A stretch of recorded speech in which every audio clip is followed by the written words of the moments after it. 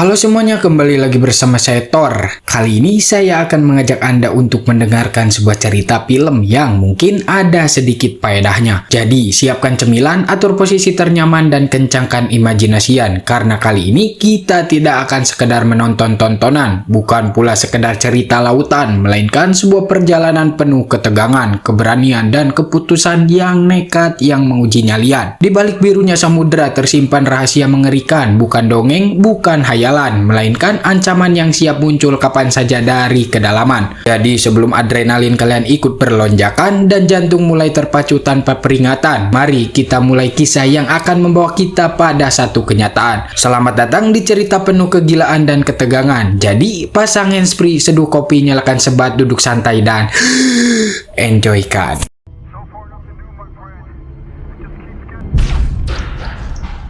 Diawali dengan misi penyelamatan laut dalam, di mana misi berbahaya ini dipimpin oleh seorang bernama Jonas Tyler, seorang penyelam profesional sekaligus kapten penyelamat yang sudah terbiasa menghadapi maut. Saat proses evakuasi berlangsung, kapal selam tersebut tiba-tiba diguncang oleh serangan brutal dari sesuatu yang tak terlihat, namun jelas merupakan makhluk laut berukuran sangat besar. There's something out there.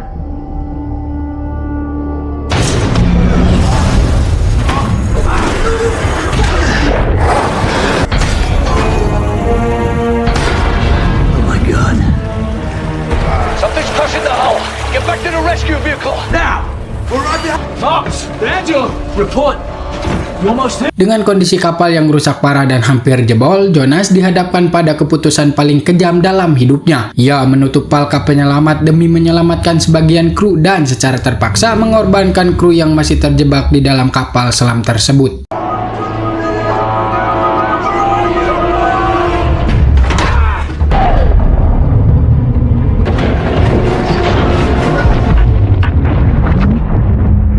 Keputusan itu langsung menuai kecaman dari para kru yang berhasil selamat, terutama seseorang yang bernama Heller. Ia sangat mengecam apa yang telah dilakukan Jonas, tanpa mereka sadari bahwa jika Jonas tidak mengambil keputusan tersebut, mungkin saat ini tidak akan ada satupun orang yang berhasil selamat. What have you done?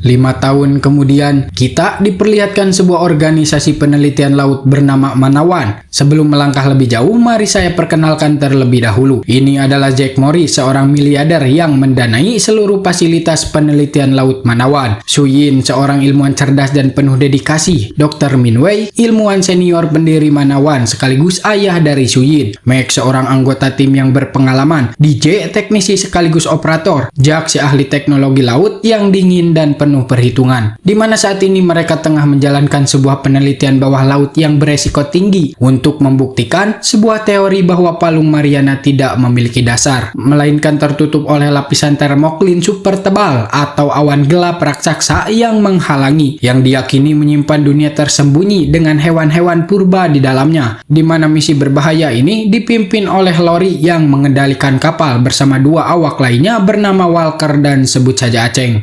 Approaching boundary. Hovering at 5 meters. Full stop.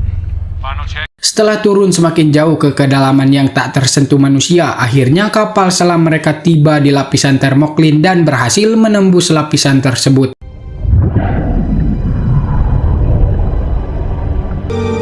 Guys, we are through. I have multiple small sonar contacts. Dan mereka pun dibuat terdiam saat menyaksikan ekosistem laut dalam yang luar biasa indah, dipenuhi makhluk-makhluk asing yang belum pernah mereka lihat sebelumnya.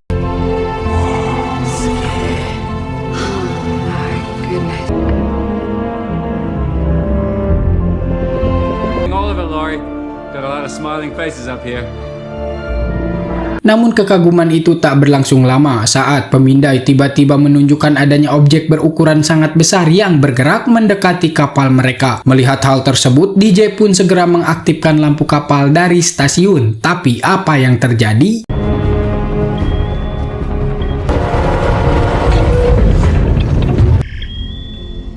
It's coming back. Right!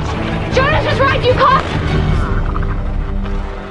Ya, sinyal tiba-tiba terputus sehingga mereka tak lagi dapat berkomunikasi. Entah apa yang menghantam kapal tersebut. Melihat kondisi genting itu, mereka pun segera berkumpul dan mencari cara untuk menyelamatkan Lori serta kawan-kawan. Di sana Meg menyarankan untuk melakukan penyelamatan dari palka ke palka. Namun masalah terbesarnya adalah palka kapal yang mereka gunakan telah rusak akibat benturan keras tadi. Sementara waktu yang tersisa hanyalah 18 jam sebelum oksigen benar-benar habis. Mereka harus segera menyelamatkan para awak kapal. Jack pun mengatakan bahwa misi ini nyaris mustahil karena para korban kini berada di kedalaman 6 mil. Terlebih belum pernah ada penyelamatan yang berhasil dilakukan pada kedalaman sedalam itu. Pernyataan itu langsung dibantah oleh Meg yang mengatakan bahwa sebenarnya pernah ada seseorang yang berhasil melakukan penyelamatan di kedalaman seperti itu. Siapa lagi kalau bukan Jonas Tyler. Namun hal itu langsung ditentang oleh Heller yang masih mengingat tragedi 5 tahun lalu. Baginya Jonas adalah orang gila yang telah mengorbankan rekan-rekannya sendiri. Namun Meg tetap bersikeras bahwa apa yang dilakukan Jonas adalah keputusan paling tepat. Buktinya hingga saat ini Heller masih hidup berkat penyelamatannya. Dr. Minway akhirnya melerai perdebatan tersebut dan menyetujui apa yang dikatakan oleh Meg. Sehingga tanpa membuang waktu lagi, saat itu juga mereka langsung terbang ke Thailand untuk menemui Jonas.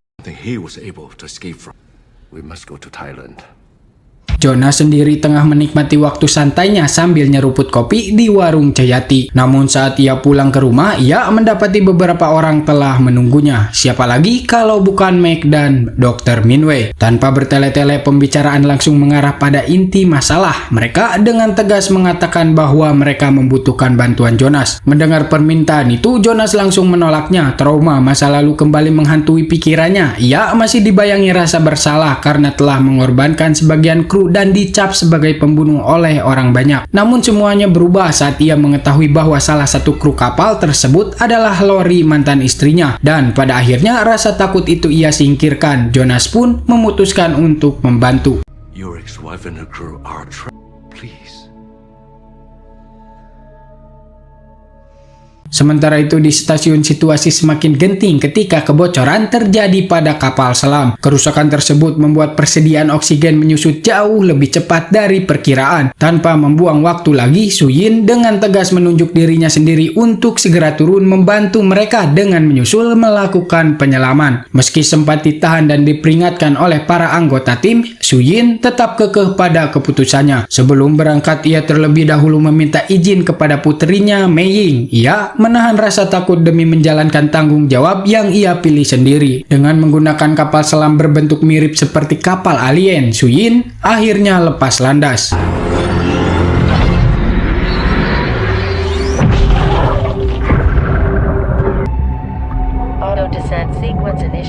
Bertepatan dengan itu, Jonas bersama yang lainnya akhirnya tiba di Manawan. Setelah menjalani medical check-up singkat, Jonas mendapat kabar dari Meg bahwa Suyin telah lebih dulu berangkat menyelam. Mendengar hal tersebut tanpa menunggu lama lagi, Jonas langsung bersiap untuk segera menyusulnya. Good thing he doesn't hold a grudge. Jonas, you do know. Saat tengah memeriksa kesiapan kapal itulah Mei Ying menghampirinya dan meminta satu hal penting, yaitu agar Jonas membawa kembali ibu tercintanya dengan selamat. Dan tanpa ragu, Jonas pun berjanji akan menepati permintaan itu. Is my mom gonna die? I've Captain Bubbles and your mum back in no time. I promise. Setelah persiapan dirasa sudah mantap lahir dan batin, Jonas pun akhirnya meluncur turun. Jonas mengerahkan seluruh sistem pendorong mesin sampai kapalnya menjerit, membuatnya melesat turun secepat kilat. Kecepatan itu menghimpit dadanya hingga ia kesulitan bernapas. Tapi untungnya nyawanya masih betah sehingga ia tidak sampai pingsan di tengah jalan.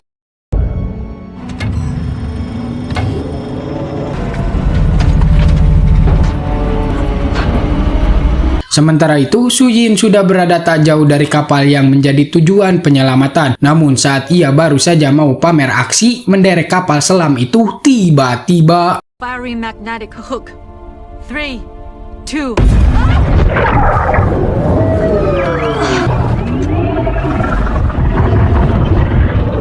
ya ada makhluk kurang ajar yang menabraknya sampai kapalnya terlempar bak sebuah layangan. Beruntung Suyin masih cukup jago untuk mengendalikan kemudi meski jantungnya hampir copot. Saat ia sibuk mencari siapa oknum yang menabraknya, tiba-tiba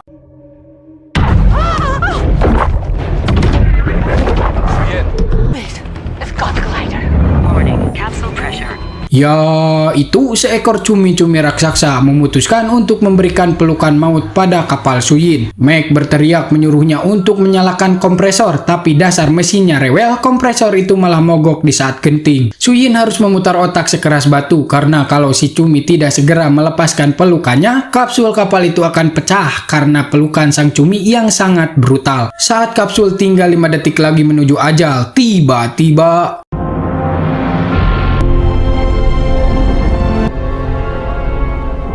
ya, beruntung cumi raksasa itu sepertinya sudah bosan dan melepaskan pelukannya. Jonas yang sudah datang sebagai pahlawan kesiangan segera memerintahkan Suyin untuk mematikan lampu karena makhluk di bawah sana tertarik pada cahaya. Tapi tepat saat Suyin mau menekan saklar, sebuah objek raksasa terpindai bergerak mendekat dengan lapar. Ternyata itu Hurry.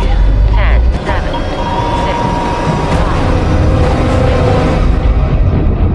ya, itu seekor hiu megalodon yang sepertinya sedang kelaparan. Beruntung, Jonas berhasil mengelabui makhluk purba itu dengan meluncurkan sebuah flare yang menyala. Jonas memerintahkan Suyin untuk segera minggat ke permukaan dengan mengaktifkan penekan udara yang membuat kapalnya melesat naik. Sementara Jonas akan segera menuntaskan misi penyelamatan yang sangat tidak santai ini. Tanpa buang waktu lagi, ia langsung menghubungkan palka kapalnya. Tapi palka kapal Origin itu rusak dan macet seperti pintu kontrakan Cewati. Jonas harus memutar otak dan akhirnya menggunakan senjata rahasianya, yaitu selepan yang ia pinjam dari bengkel Pak Ayi. Ajaibnya, alat bengkel itu berhasil menjebol palka sehingga ia bisa menarik Lori dan juga Walker. Namun saat giliran Aceng mau naik, ia melihat Megalodon di radar sudah meluncur ganas menuju kapal mereka. Sadar bahwa takdir berkata lain dan waktu tidak akan keburu, ia menitipkan sepucuk surat cinta untuk istrinya kepada Walker sehingga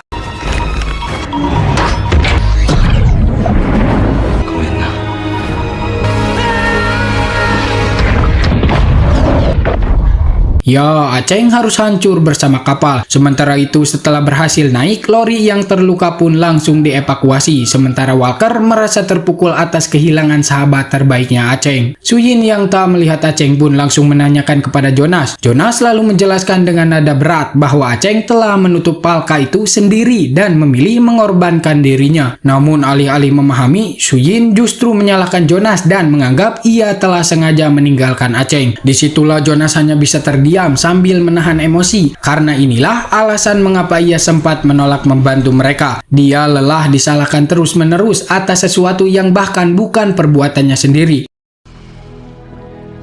This is why I don't do this anymore, Mac. Setelah selesai mandi, Jonas pun dihampiri Suyin yang datang hanya untuk meminta maaf sekaligus mengucapkan terima kasih atas bantuannya. Namun karena Jonas belum sempat dibaju, Suyin pun langsung salah fokus auto salting dibuatnya dan dengan wajah memerah ia cepat-cepat keluar dari kamar Jonas.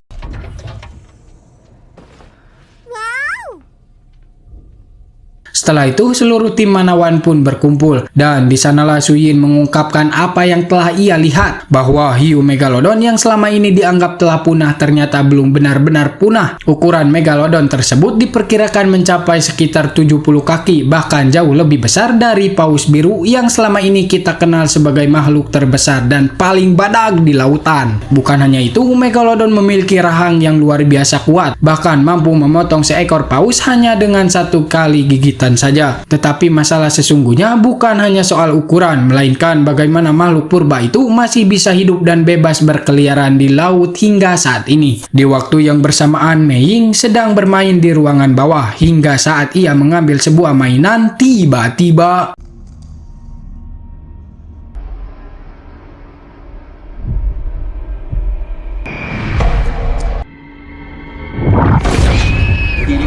ya, ternyata itu Megalodon. Teriakan Mei Ying sontak memecah suasana dan membuat semua orang langsung menghampirinya. Setelah Mei Ying ditemukan, ia yang ketakutan pun segera ditenangkan oleh Suyin dan ia mengatakan bahwa apa yang dia lihat hanyalah seekor paus biasa, tetapi It's okay. It's just a whale.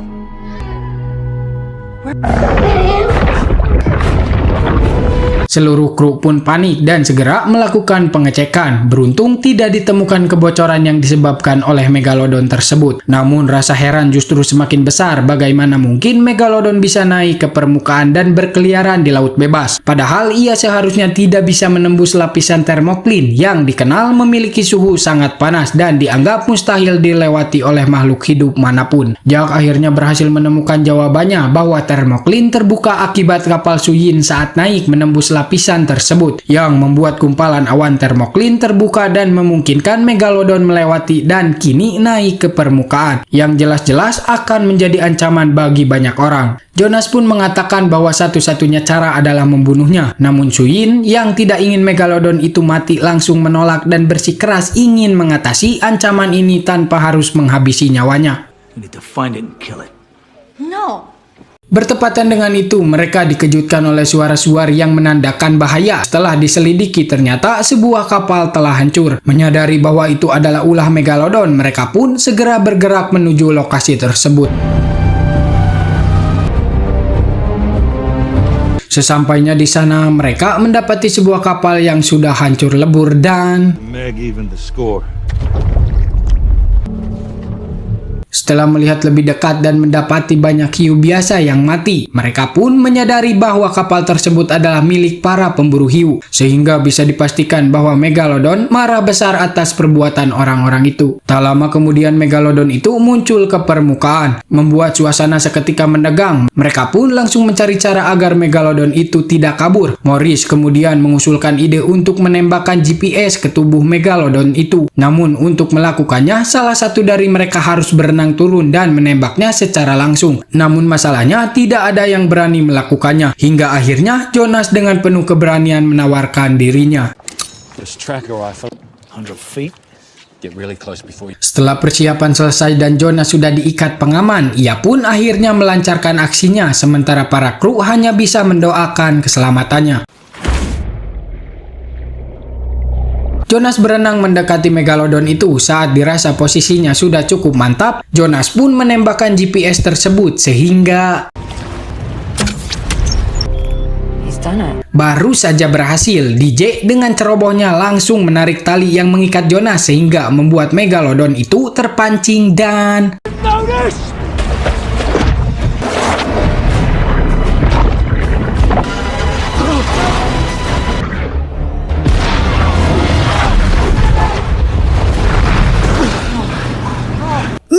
goblok, hampir saja dicapluk. Semua ini gara-gara si ontoho DJ ini, tolil sat.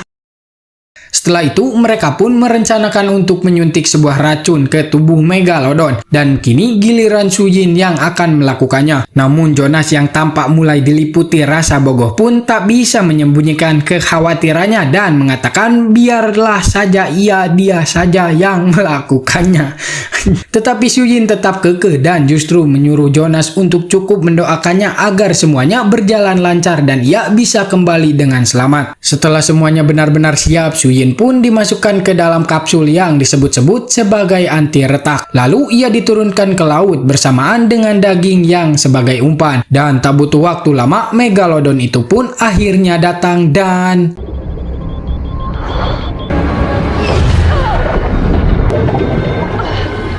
ya, beruntung Suyin masih dalam keadaan baik-baik saja. Saat Megalodon itu berada tepat di hadapannya, Suyin bersiap menembak racun ke tubuh hiu raksasa tersebut. Namun sinar laser dari alat tembakannya justru membuat Megalodon itu menjauh sejenak. Tetapi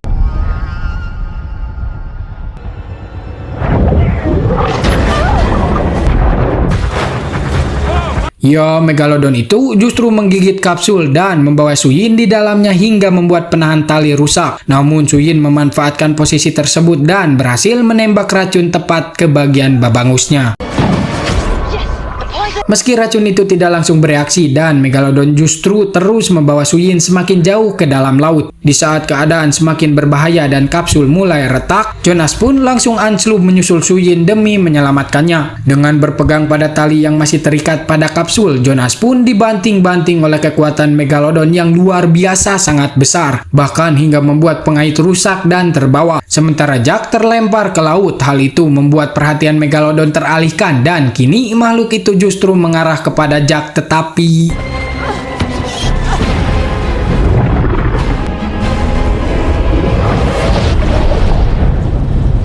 Jonas memanfaatkan momen tersebut untuk menyelamatkan Suyin. Namun usaha itu tidaklah mudah karena pintu kapsul macet akibat gigitan si Odon. Namun dengan perasaan cinta yang belum sempat ia ungkapkan kepada Suyin, akhirnya Jonas berhasil membuka kapsul tersebut. Sementara itu Walker menjatuhkan daging untuk mengalihkan perhatian si Odon meski ia harus terlempar saat tali yang mengikat makhluk itu tersentak keras. Sementara itu Jonas berusaha naik ke permukaan sambil membawa Suyin. Tapi apa yang terjadi?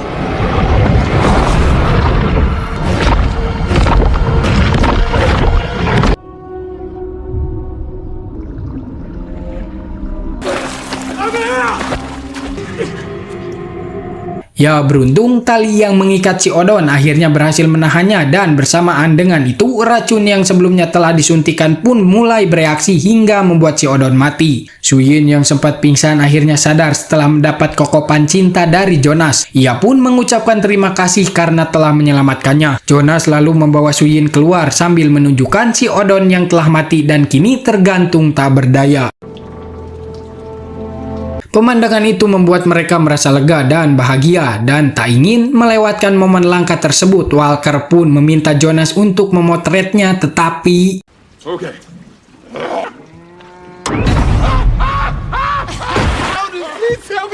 Ya lagi-lagi si koplok DJ berulah. Namun hal itu justru tak membuat Walker marah, melainkan tertawa dan merasa sangat senang. Tapi tiba-tiba...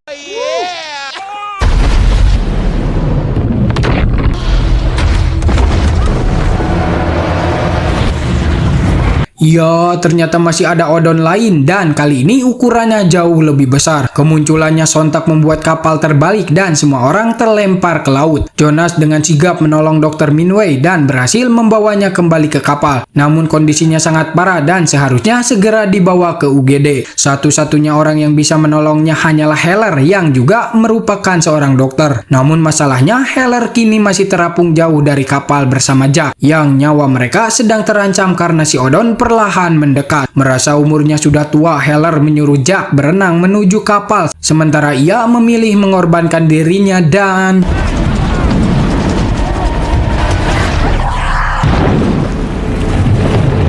Jack pun terpukul melihat Heller dimangsa di depan matanya. Sementara si DJ malah ambek-ambekan tepara rugu dan menyesal telah ikut dalam misi ini. Lah, bacot.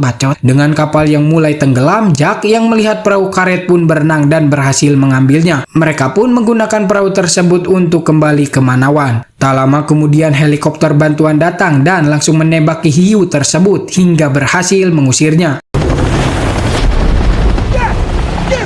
Mereka akhirnya tiba kembali di Manawan, namun Dr. Minwei tak tertolong dan meninggal akibat kehilangan terlalu banyak darah. Suyin yang masih terpukul atas meninggalnya sang ayah pun ditenangkan oleh Jonas. Jonas mengatakan bahwa kehilangan memang sangat menyakitkan, namun hidup harus tetap berjalan meski terasa begitu berat.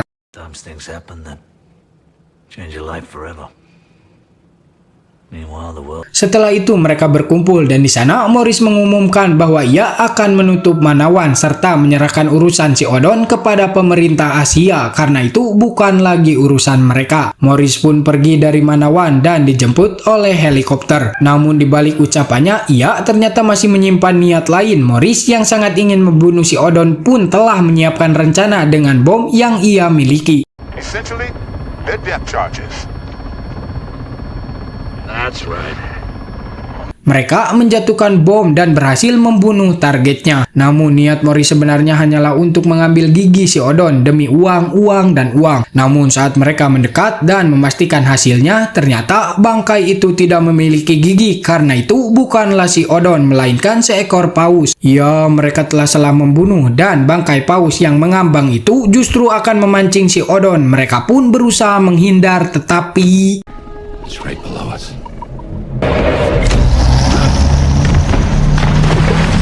Come over here! Wait! Morris tak sengaja terhempas dan berusaha naik ke bangkai paus, tapi tiba-tiba...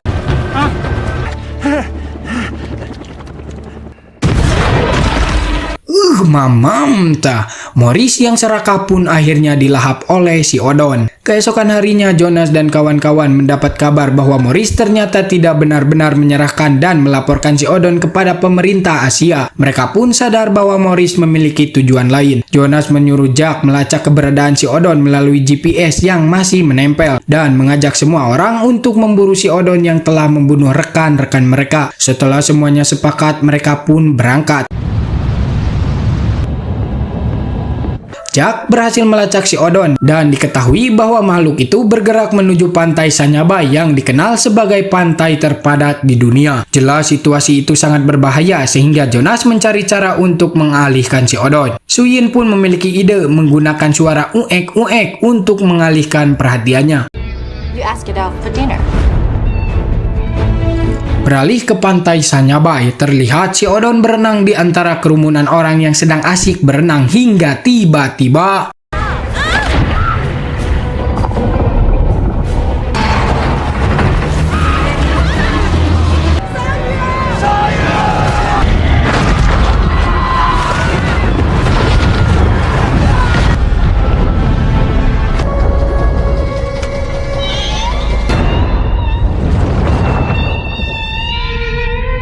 ya, semua langsung kocar-kacir ketakutan, namun beruntung si Odon teralihkan oleh suara yang telah dipersiapkan Jonas dan kawan-kawan, hingga makhluk itu berbalik arah menuju sumber suara tersebut. Sementara itu Jonas dan Sujin telah menaiki kapal dan menyiapkan rencana untuk membunuh si Odon. Tak lama si Odon datang dan hampir menggigit kapal Sujin. Jonas memacu kapalnya dengan kecepatan tinggi sambil menunggu momen yang tepat untuk menembak. Namun masalah muncul ketika kapal Jonas menghantam karang yang membuat sisi kanan kapal rusak meski masih bisa berjalan. Jonas berhasil memancing si Odon mendekati baling-baling dan membuat si Odon sedikit terluka. Disusul Suyin yang meluncurkan tembakan, tetapi I'm ready to fight. Move. ya, tembakan itu meleset dan si Odon kembali menuju Jonas yang sudah bersiap menembaknya, tetapi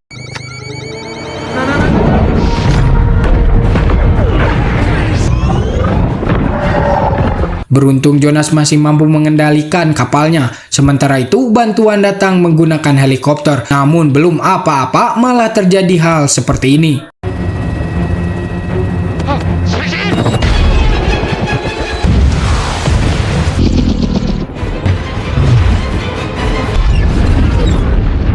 Alah, beban. Melihat situasi semakin kacau, Suyin langsung naik ke permukaan dan berhasil mengamankan Mei. Sementara Jonas yang sudah benar-benar muak memilih untuk berhadapan langsung dengan si Odon. Saat mereka saling mendekat, dan inilah yang terjadi.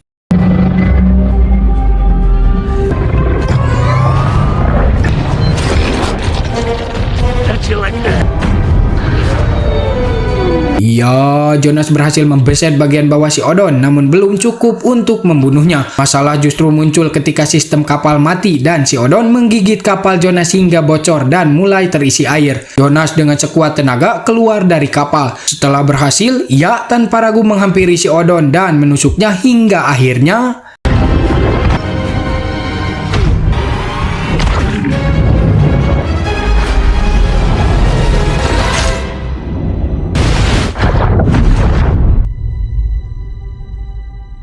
si Odon akhirnya koin dan dimukbang oleh ikan-ikan lain, sementara Suyin datang tepat waktu dan berhasil membawa Jonas ke permukaan. Setelah mimpi buruk ini benar-benar usai, mereka pun merasa lega dan bahagia, bersulang bersama untuk merayakan keselamatan mereka. Tamat ending yang sangat menjason Stathamkan. Film ini ada kelanjutannya, jadi ditunggu ya teman-teman. Jangan lupa like, komen, dan subrek. Saya pamit, terima kasih telah menonton. Bye-bye.